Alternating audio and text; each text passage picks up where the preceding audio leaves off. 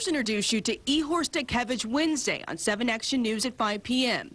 He admitted to leaving chunks of wood in the street on Detroit's east side. Stetkewycz told us he was from Mars and claimed his intention was to clean up the neighborhood. Oh, yes, I'm Mr. Cleanup. Okay. I'm not Mr. Clean, I'm Mr. Clean Up. Somebody said that... I live in Warren, and I'm cleaning up Detroit. Go figure that one out. But somebody said that they tried to yell at you to come back, and you kept going. And it must have been a woman, and I don't listen to women yelling. I tell them to shut up. But neighbors in his Warren neighborhood dispute that. One couple who live across the street have a PPO against Stetkewycz, and they were in court today as he faced a judge for his pretrial in another case in Warren. He was slapped with a list of charges including malicious destruction of property and indecent exposure. The couple allege he pulled his pants down in front of the whole family. He says he just wanted to clean up his trash.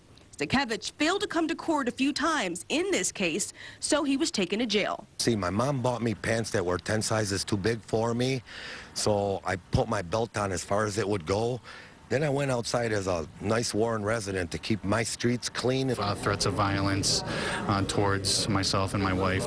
So back at the end of April, we were granted a personal protection order against him.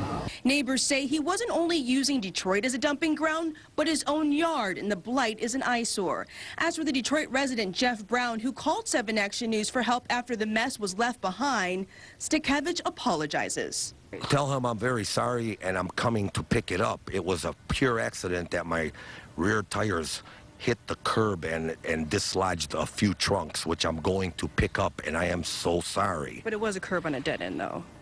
And Stetkewycz was taken to the Macomb County Jail on $50,000 bond for each of his charges, and it's likely he'll face more charges for dumping tree parts, allegedly, in Detroit. In Warren, Tara Edwards, 7 Action News.